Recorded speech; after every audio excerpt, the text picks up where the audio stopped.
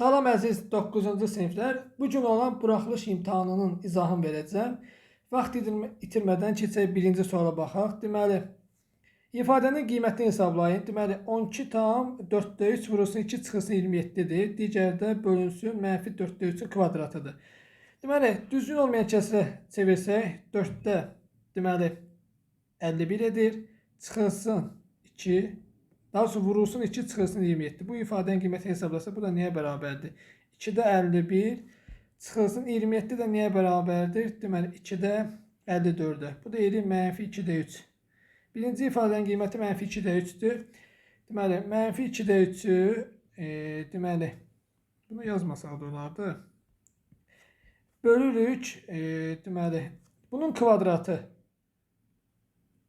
16-da 9-a. Böləndə də yerlər dəyişir. Yəni, -2/3-ü vururuq 9-da 16-ya. Deməli, burada 9-dan 3 gedir, qalır 3. 16 ilə də 2 gedir, qalır 8. Bu da -3-də 8-dir. Yəni, -2,3-də 2-dir. D variantı. Növbəti suala baxaq. Deməli, 58 deyir. Tərkibində 2,5% mis olan 1 ton mis kolçedanından 21 kiloqram mis alınmışdır. Neçə faiz mis içkiyə gedər? Deməli, 1 ton nə qədərdir? 1000 kiloqramdır, düzdürmü? Və bunun biz 2,5%-ni tapsaq, 1000-i vuracaq 2,5-ə böləcək 100-ə. Bu da eləyəcək 25 kiloqram. Baxın, deməli 25 kiloqram alınmalıdır. Yəni bu 100% deməkdir, amma 21 kiloqram. Yəni burada nə qədər azalınıb? 4.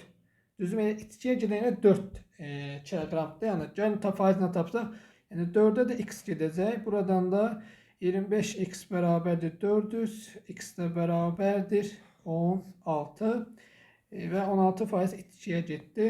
Sonra 59-a baxsaq, deməli, deyir ki, koordinat müstəvisində ABCD kvadratının ABCD təpələri verilmişdir. B təpəsinin koordinatını tapın. Deməli, ACD daha doğrusu təpələri verilmişdir. Gəlin bir dənə kvadratı burada çəkək. Deməli, bu olsun A, bu olsun B, C, D'dir. Bu da nəyi bilmək lazımdır? Bu da artıq şablon sual halına alıb. Deməli, C 2 -1-dir, D də 2 1-dir. Baxın, burada kvadratın diagonalları bir nöqtədə kəsilir və diagonallar yarıya bölünür də, düzdür? Yəni, buranın bura bərabərdir, buranın da bura. Yəni, buradakı nöqtə, məsələn, O nöqtəsi orta nöqtəsidir. Onda biz nə edəcəyik? A ilə C-nin orta nöqtəsini tapıb B ilə D-nin orta nöqtəsinə bərabər edəcəyik. Aydındır. Deməli, elə promoy yazıram. Yəni, orta nöqtəsini necə tapır? Yəni, 4 ilə 2-nin cəmi ilə x ilə 2-nin cəmi bərabər olmalıdır. 4 üstə gəlsin 2 bölünsün 2 bərabərdir. Deməli, x üstə gəlsin 2 bölünsün 2-yə. Burada 2-lər getdi və x-in burada 4-ə bərabər olduğunu biz gördük. Həmçinin də, deməli, digər rənglə yazım ki, aydın görsün. 1 ilə -1-in cəmi ilə y ilə 1-in cəmi bərabər olmalıdır. Yəni 1 üstə gəlsin -1 bölünsün 2 bərabər olmalıdır. Y üstə gəlsin 1-ə bölünsün 2-yə. Yəni buradan da y ilə bərabərdir -1 olduğunu tapdı və onda koordinatın olacaq B nöqtəsini 4 -1, o da D variantı. Növbəti suala keçək. Deyir ki, çox ədini qruplara ayırın. Burada da biz nə edəcəyik? Deməli, 16-nı 4-ün kvadratı kimi göstərəcəyik. Bu da bərabər olacaq. A çıxılsın 5 çıxılsın 4. Bir də A çıxılsın 5 üstə gəlsin 4. Bu da A çıxılsın 9. A çıxılsın 1-i verəcək. Bu da bizə A variantını verir. Sonra növbəti suala baxaq. Deməli, deyir ki, 61-ci sualda üçbucağın tərəflərinin uzunluğu 16, 18 və 20 cm-dir. Təpələri verilən üçbucağın tərəflərinin orta nöqtəli olan üçbucağın perimetrini tapın. Yəni, bu bizə onu deyir ki, yəni bir də üçbucaq çəkirik burada.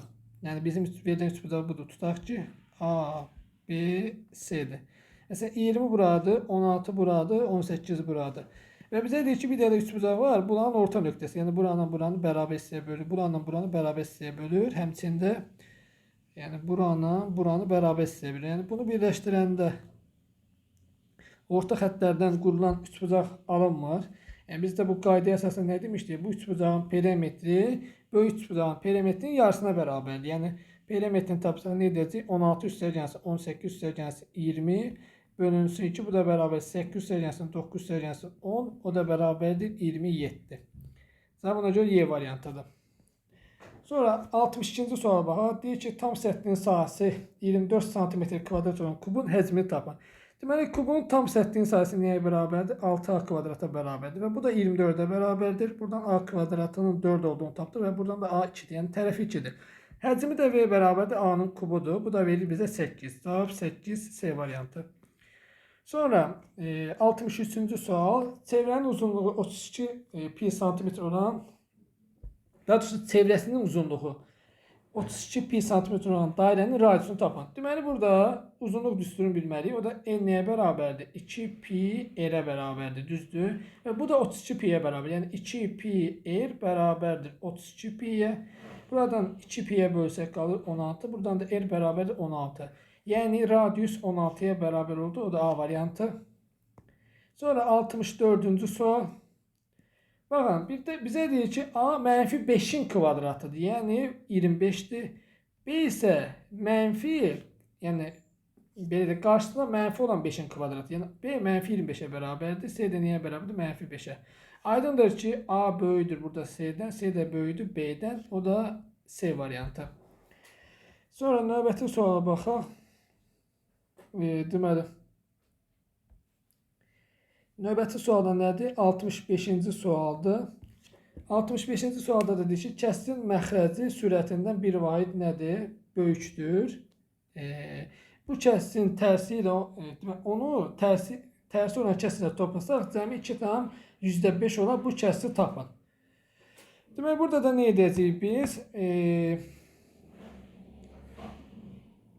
Bir dəqiqə. Belə deyək də, məsələn, məxrəc sürəti bir A desə, məxrəc ondan A plus 1 olacaq. Bu kəsin özüdür. Kəsir budur. Tərsi də, yəni yerini dəyişəcək. A-da A plus 1 olacaq və bunların cəmi də bizə 2,5-i verəcək. Düzdür? 2,5-i verəcəksə, onda deməli A üstəgəlin A bölünsün A plus 1 nə? Mən bunu da belə yazıram. 1 bölünsün A yazıram. Daha doğrusu A-da üstəgəlsin 1 bölünsün A yazaq. Daha 0,5'e bərabərdir. Buradan da A bölünsün A üstəgəlsin 1. Deməli, üstəgəlsin 1 bölünsün A nəyə bərabər? Bunun qiyməti 1-ə bərabərdir. Bunu sağ tərəfə atsam 1,5'e bərabər. Sonra orta məxrəcə gətirsək, orta məxrəc A vurulsun A üstəgəlsin 1-dir. Deməli, bunun tamamlayıcı vuruğu A-dır. Bunun tamamlayıcı A üstəgəlsin 1-dir. Yəni, hərəsini öz uyğun vuruqlarına vursaq, sürətlərinə vursaq, A-nın kvadratı üstəgəlsin A üstəgəlsin 1 bərabərdir 1,5. Düzdür. Sonra deməli vurub tənasübə əsasən vurub bassaq, deməli A kvadrat üstəgəlsin A üstəgəlsin 1 bərabərdir 1,5 A kvadrat üstəgəlsin 1,5 A-ya. Sol tərəfə keçirsək, deməli nə olacaq? Mənfi 0,5 A-nın kvadratı çıxılsın mənfi 0,5. Daha sonra çıxılsın A, üstəgəlsin 1 bərabər 0. Hər tərəfi 100-ə vursaq, mənfi 5 A-nın kvadratı çıxılsın 5A üstəgəlsin 100 bərabər 0. Və hər tərəfi mənfi 5-ə bölsək, A-nın kvadratı üstəgəlsin. Deməli, deyəcəm, düz vurdum. Aha, keçirdim. Və bu burada plus 1-dir, düzdür. Hər tərəfi də 100-ə vurdum. Düz alındı. Sonra hər tərəfi mənfi 5-ə deməli böləndə mənfi 5-ə böləndə nə olacaq? Burada A olacaq. Bunu da mənfi 5-ə böləndə mənfi 20 edir. Bərabərdir 0 edir. Düzdür. Buradan da görürük ki, cəmi mənfi 1-dir. Yəni A1 üstəgəlsin A bizə mənfi 1 verir. A1 vurulsun A da bizə nəyi verir? Mənfi 20-ni verir. Bu da nədir? Deməli, hasil 20 verən 5 ilə 4-dür. Deməli, mənfi 5 ilə deməli 4-dür də, düzdür. Mənfi 5 ilə 4-dürsə, onda deməli, mənfi 5 ilə 4-də cavab 4 olacaq. Yəni, 4-ü də götürsək, sürəti 4, yəni 4 məxrəci də 5 olacaq. Əgər hesablama səhvi eləmədimsə, belə alınacaq. Deyildi, baxın. Yox diyor. Cavab 5'də 4'dür. Sonra keçək növbəti bir suala baxaq. Növbəti sualda cavab 5'də 4 hansı variantdır? B variantıdır. Deməli, bölünən 496-dır, qismət 4-dür, qalıq 96 bölən taban. Qalığı bölmə 496 bölünsün x bərabərdir 4 qalıq 96. 496 bərabərdir 4x üzərgənsin 96. 4x bərabərdir 496-dan 96-ya çıxır 400. X də bərabərdir niyə? 4-ə böləndə 400-dür 100. Cavab oldu C variantı. Sonra 67.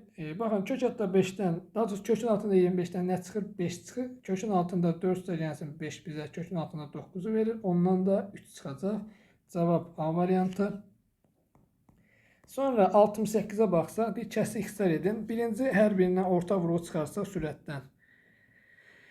Deməli 7 çıxartdıq, nə qaldı? D üstəgənsin C qaldı. Məxrəcdə də hər birində 21 var. 21-i çıxarsaq nə qaldı? D üstəgənsin C qaldı. Baxın, D üstəgənsin C, yəni hər ikisində var. İkisi getdi, qaldı 21-də 7. Yəni hər tərəfini 7-yə bölsək nə qalacaq? 3-də 1. Cavab A variantı.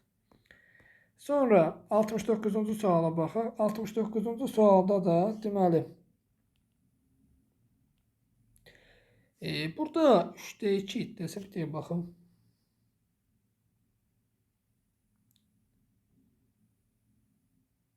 Hə, düzdür. Yəni 3-də 2-dir. 3-də 2 yox, daha doğrusu məxrəc 3-dür. Deməli, mənfi 1,5x, mənfi 3-də x çıxılsın 2-dir. X-i yerinə qoysaq, baxın, burada qoysaq, mənfi 1,5-i mənfi 2-yə vursaq, eləyəcək 3. Və burada x-in yerinə mənfi qoysaq, mənfi ilə mənfi qarşı, belə deyək, mənfi edəndə müsbət olacaq, yəni 3-də 2 olacaq burada, çıxılsın 2 olacaq. Və 3-ü vursaq içəri, nə qalacaq? 2, burada 3-dən 3 getdik, 2 qaldı. 3-ü mənfi 2-yə vuranda 6 edir. Yəni mənfi 6 edir. Toplayanda da bunlar mənfi 4 verir. Bizdə olur cavab B variantı. Sonra 70-ci suala baxaq. 70-ci sualda da bizə deməli nəyi deyir burada? Kvadrat tənliyin kökləri mənfi 5 və 3 olarsa, B bölünsün A nisbətini tapın. Burada nə edən? Verilmiş kvadrat tənliyi, çevrilmiş kvadrat tənliyi çevirmək üçün hər tərəfi A-ya bölsəm, x-in kvadratı üstə gəlsin B bölünsün A, x üstə gəlsin C bölünsün A bərabər 0. Burada B nəyə bərabərdir? Kökləri cəminin əksi. Yəni, onda B bölünsün A bərabər olacaq. Mənfi x1 üstə gəlsin x2-dir və yerinə qoyursaq mənfi, deməli, mənfi 5 üstə gəlsin 3. Kökləri bunlar da axı. Bu da eləyəcək mənfi 2, o da eləyəcək 2, cavab olacaq, yəni Y variantı. Sonra nə qalır burada? Aha, 71 deyir ki, 180 ədədi 1, 2, 3 nisbətində 3 hissəyə ayrılmışdır. Bu ədədləri tapın. Baxın, burada nə edir? X desə, bu x olacaq, bu 2x olacaq, bu 3x olacaq. Toplasaq neçə edir? 6x-dir. 180 də bərabərdir. Buradan x-i tapsaq 30 edir. Onda x elə 30-a bərabərdir. 2x 60-dır. 3x də nəyə bərabər? 90-dır. Demək 30, 60, 90 cavab B variantı. Dəqiqə neçədir? 13 dəqiqədir. Sonra 72-yə baxaq. Deyir ki, burada 3 bucaq A, B, C oxşardır. 3 bucaq Y, D, F-ə. Və buradan x-i tapın. Baxın, burada da bu hissələr eyni olmalıdır. Deməli, bu necə edirik? Baxın, eyni bucaqların qarşısındakı olan tərəflərin nisbəti bərabər olacaqdır. Yəni, oxşardırsa. Deməli, A-nın qarşısında duran nədir? 4-dür. Y-nin qarşısında duran nədir? Yəni, buna eyni bucaqdır daha doğrusu. X üzərgənsin 4-dür. Və digər bucaq, yəni B-nin qarşısında duran nədir? 2x çıxsın 5-dir. Burada D-nin qarşısında duran yəni 6-dır. Burada da nə edərik? Biz nisbətini yazarıq. 4-ün, yəni birincidə bunun, buna nisbəti, x üzərgənsin 4-ə nisbəti bərabər olacaq 2x çıxılsın 5-in 6-ya nisbəti. Buradan da tənasübün xassəsinə görə vursaq, 2x çıxılsın 5-i, x üzərgənsin 4-ə vursaq, bərabər 4-ü 6-ya vuranda 24-ə. Ondan sonra nə edərik? Vuranda 2x kvadrat üstə gəlinsin, deməli 8x çıxılsın 5x çıxılsın 20 bərabərdir 24-ə. Buradan da 2x kvadrat üstə gəlsin 3x çıxılsın 44 bərabərdir 0-dır. Bunu da mən çarpazlar üstündən vurğulayacağam. Necə? Baxın. Hasili 2x kvadrat verən nədir? 2x ilə x-dir. Hasildə mənfi 44 verən nədir? 11 ilə mənfi 4-dür də. Amma burada elə yazın ki, 11 ilə mənfi 4-dür. Yani bu ortadaki çarpaz hasilləri ortadakı versin. Yəni 2x ilə -4-ün hasilini, x ilə 11-in hasilini cəmi, yəni 2x vurulsun -4 üstə gəlsin 11 vurulsun x bizə nəyi verməlidir? Ortadakı, yəni 3x-dir. Burada da verdi. Onda bunun vurğuları ayrılışı 2x üstə gəlsin 11 x çıxılsın 4 bərabərdir 0 şəklindədir. Buradan da kökə nəyə bərabərdir? X bərabərdir -2-də 11-dir. Bir də x bərabərdir 4. Aydındır ki, məsafədir burada. X mənfi ola bilməz. Ona görə x-in 4 qiyməti ödəyir.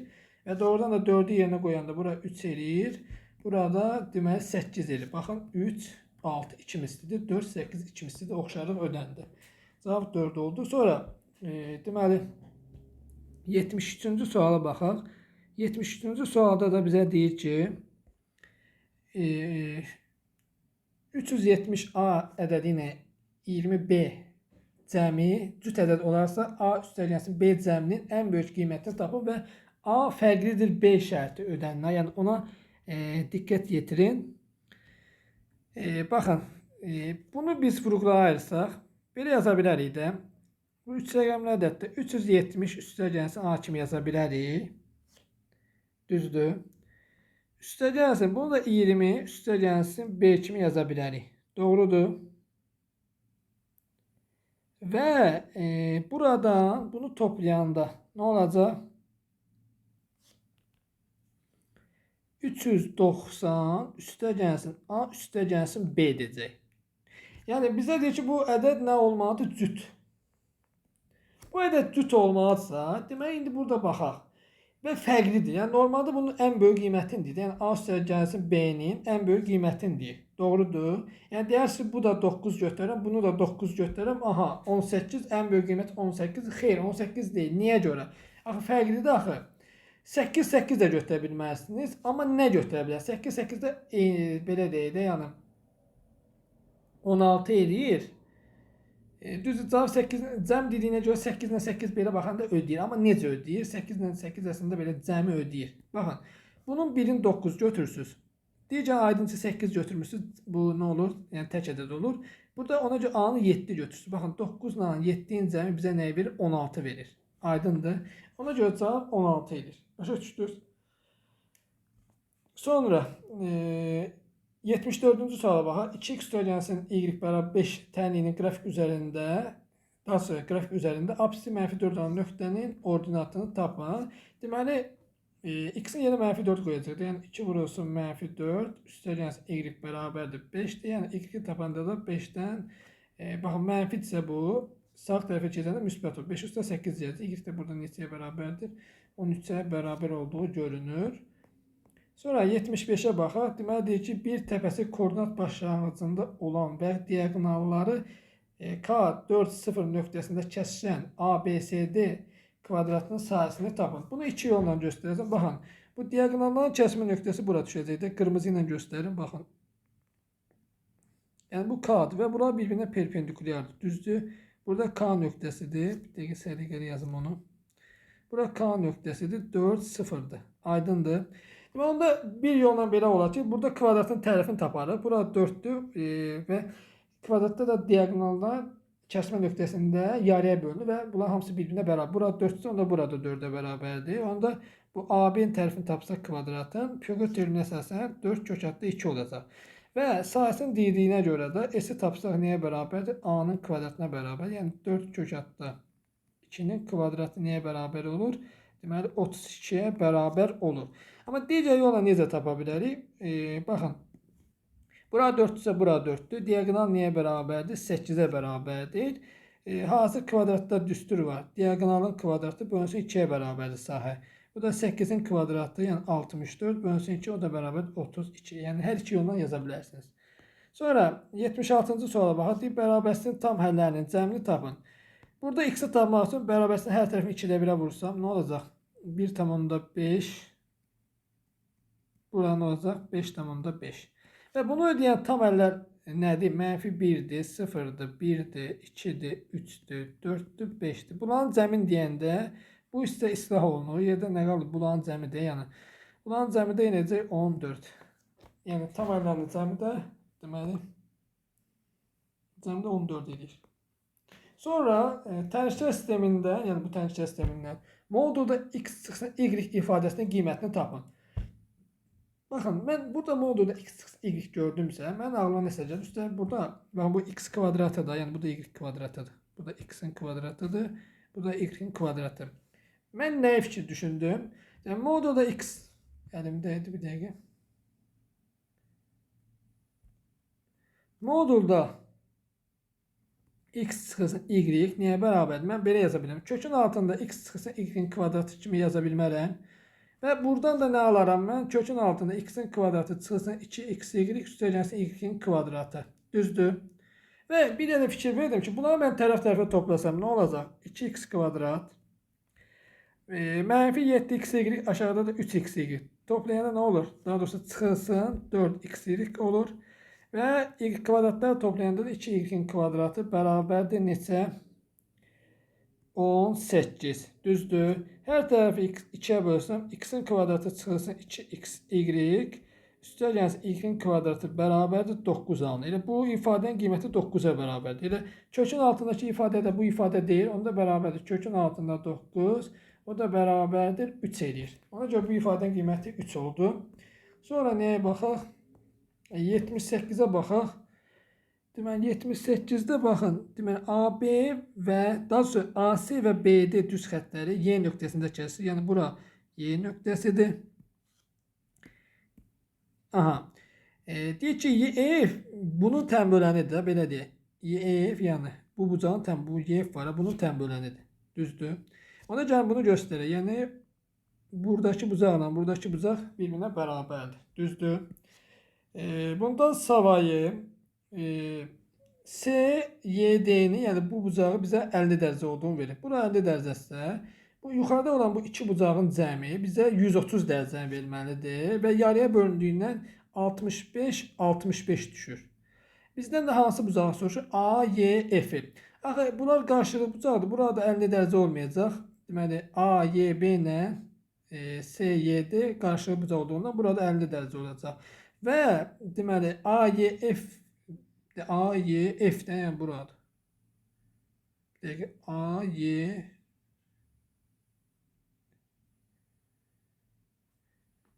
dəqiqə burada AYF-i tapın. YF bunu bu F buradır deyirəm. Bir anlıq fikrimdən çıxdı. F buraydı axı. Deməli bu bucağı soruşur da bizdən. Düzdür? Və bu bucağı. Bu da nəyə bərabərdir? 50 ilə 65-in cəmidir. Bu da eləyəcək 115 dərəcəyə bərabər olur. Sonra 79-a baxaq. Deməli deyir ki, baxın, ABCD düz bucağısında B ilə deməli AC perpendikulyardır, D ilə AC perpendikulyardır və BM 5-dir. Sonra BMN 60 cm kubdur, yəni sahəsi bu üç bucağın və bizdən AC-ni soruşur. Yəni bu fiquru burada çəkək. Burada biraz qarışıqdır. Bu toplu sualıdır. Yəni burada bu sual əslində oxşar suallardır, topluda olan suallardandır. Deməli bura A'dır, B'dir, C'dir, D'dir, bura M'dir, burada N'dir. Bir də bu var idi. Baxın, bu üç bucağın sayəsini bizə verim neçə? 60'dır. Baxın, bura 5 verib. Onda bura bir A desəm mən. Bu üç bucağın sayəsi necədir? Yəni düz bucağı üç bucaqdır. Yəni 2'də 1 AB. Yəni 5 vurulsun A. Nəyə bərabər? 60'a bərabərdir. Buradan 5A bərabərdir 120. Tərəfini də tapdıq ki 24'ə bərabər. Tərəf 24'dür. A nəyə bərabər? 24. İndi sonra biz nəyə fikir verməsiz burada? Baxın, buradakı üç bucaqlar göyrəyini göstərir. Burada olan bu üç bucaqlar kongruent üç bucaqlardır. Yəni bu üç bucaqla bu üç bucaq kongruentdir. Yəni eyni üç bucaqdır, belə deyək. Ona görə də hər ikisinin Deməli, bura x olsa, yəni burada x-dir. Onun indi kongruent olmağından burada danışmayacağım çox. Bura x-dir, onda burada x-dir. Düzdür? Və bir də əsas şagirdlərin diqqətindən qaçan sizə o ki, axı bu düzbucaqlıdır. Bura neçə dərəcə olacaq? 90 dərəcə olmayacaq. İndi burada nəyə diqqət edəməz? Bu üçbucaq yoxdur.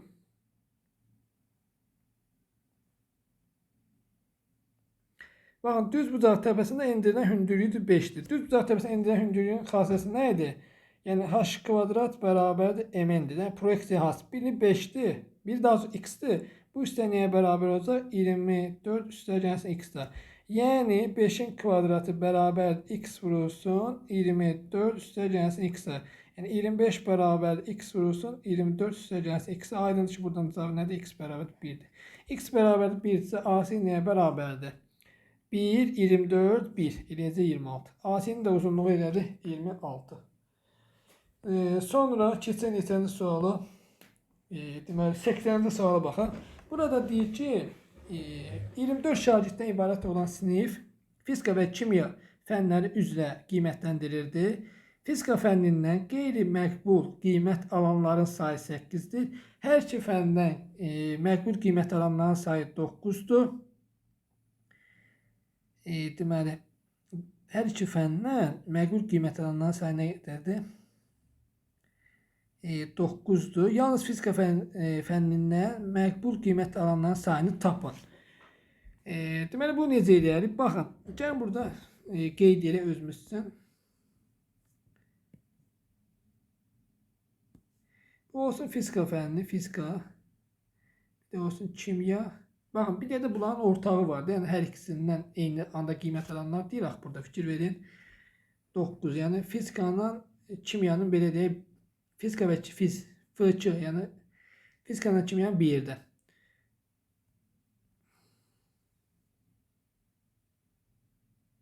Gəlin burada nəyə diqqət yetirmək lazımdır? Qeyri-məqbul olsun ki, yəni belə deyək də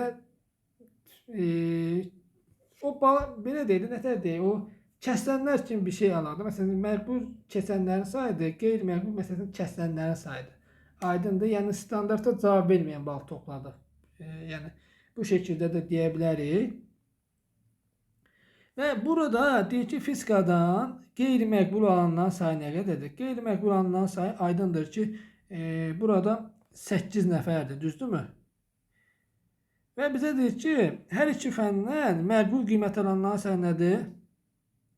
Deməli, buradan xətti düz çəkmədim, bu silməliyim. Nəyə görə? Çünki bu məqbulu nədədir? Keçənlər, bu da kəsilənlər. Yox, daha sonra kəsilənlər, belə deyək, kəsilənlər kimi başa düşə bilərsiniz. Bir dəqiqə. Kəsilən,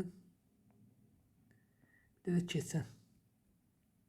Belə başa düşə bilərsiniz, yəni daha rahat yadınızda qalsın. Baxın, fizikadan kəsilənlərin sayı 8-dir, amma 24 də şagird vardı. Yəni burada bir də məntiqi başa düşməlisiniz ki, yəni 24 də şagird varsa, yəni 24 də şagirdin hər biri fizika imtahanından da yəni verməlidir. Kimya imtahanını da verməlidir. Və bizə deyir ki, hər iki fəndən deməli məqbul alanların sayı nə qədərdir? Deməli 9 nəfərdir. Düzdür? Yəni burada bunların ortağı nədir? Yəni belə deyək 9 nəfərdir. Düzdür? Onda baxın, fizika fənnindən nə qədər yəni keçən var? Yəni keçən yəni məqbul alanlardır. 24 dədir, 8-i kəsilibsə 16-sı keçib. Bu 16 dəyə keçəndən, yəni 9-u həm fizikadan keçib, həm kimyadan keçib. Bizə deyir ki, sırf fizikadan keçənlərin sayı nə qədərdir? Yəni ona görə 16-dan da çıxacaq 9-u, qalacaq 7 şagird. Yəni 7 şagird sırf fizikadan yəni keçənlərin sayıdır. Aydın oldu bu sual. Yəni bir də deyim, yəni fizikadan kəsilənlərin sayı 8-dir. Və fizikanın kimyanın bu, yəni bunu ya da kəsməsi götürək onda. Fizikanın kimyadan belə deyək, ikisindən keçənlərin sayı 9-dur. İndi məntiq cəhətdən 24 də şagird var. Ya kəsiləcək, ya keçəcək. Düzdürmü? Yəni fizikadan 8 nəfər kəsilibsə, 16 nəfər keçib. Yəni keçənlərin sayı 16-dır. Və 9-u həm fizikadan keçib, həm kimyadan keçib. Bizə deyir, sırf fizikadan keçənlərin sayı nə qədərdir? O keçənlərin sayından çıxacaq nə? Kimyadan keçənlərin sayı, yəni 9 nəfəri də, yəni ortaqların. Yerdə qalan isə 7 nəfər sırf fizikadan keçənlərin sayıdır. Yəni məqbul qiymət alanların sayı. Sonra 81-ə baxaq. Deyir ki, cədvəldə 26 tələbənin riyaziyyat imtahanında topladığı ballar haqqında məlumat verilmişdir. Acil seçilmiş 2 tələbədən birincisinin 74-84, ikincisinin isə 85-99 bal arası nəticə göstərmiş tələbə olması ehtimalı tapın. Birinci baha görə 74-84 bal arasında nə qədər? Burada nəticə göstərən şagird var. Baxın, bu deməkdir ki, 70-dən çox, yəni buradan başlayırıq. 84-dən az. Baxın, 82 bal toplayan var. Yəni 82-yə qədərdir. Yəni 84-dən yuxarı burada yəni 87 var. Yəni 84-dən az olanlar bu hissədədir. Düzdür? Deməli görürük ki, burada da 3, 7, 10 dənə şagird var. Yəni düzdür? Yəni 70-84 balası toplayanlar. Bu nədir? 70-84 balası toplayanlar. Belə deyək 84. 10 dənədir. Və bizə deyir ki 85. Yəni 85 də hardan hara qədərdir? Yəni buradan bura qədərdir. Yəni 100 daxil deyil, düzdür? Buradan bura qədər də nədir? 85-99 bal aralığında toplayanlardır və bunların da sayı nədir? 10-dan 3-dür. Yəni birlikdə 13 nəfərdir. Yəni burada 10 nəfərdir. Yəni bizə deyir ki, təsadüfən daha çox ardıcıl seçilmiş 2 tələbənin birincisi budur. Yəni birincisi bu da olsun, ikincisi də bu olsun. Düzdür? Ehtimal tapın. Birinci neçədə şagird var? 10, 13, 3-də də burada 100 toplayan. Ümumi 26 şagird var. Baxın, 26 şagirddən birinci 74-80 bal aralığında toplayırsa bu nə deməkdir? Yəni belə deyək də P birinci tapaq. Birinci nəyə bərabər? 26 də şagirddən bizə lazım olan neçə də şagird var? 10 dənə. 26 da 10 deməkdir. İkinci nə deməkdir bəs? İndi burada bir nüans var. Baxın, ardıcıl seç. Yəni bu 26 da tələbə idi. Ondan onu bizə lazım idi. Birin seçdiyi yerdə qaldı 25 dənə tələbə və 25 dənə tələbədən də bizim axtardığımız 13 dənə tələbə var, belə deyək. Burada da olacaq 13-də. İndi burada da ehtimalın hasil olacaq. Aslında burada fikir versək məntiq cəhətdən və sözü gedir. Düzdür? Ona görə P ehtimal nəyə bərabərdir? P1 vurulsun P2-yə bərabərdir. Buradan o da bərabər 26-da 10 vurulsun 25-də 13. 13 ilə 26 7 qalır 2. Bu da bərabərdir 50-də 10. Bu da 100-də 20 deməkdir. Yəni 0,2. Bu da sonuncu sualın cavabı idi. Və imtahanın izahı bu qədərdir. Sağ olun.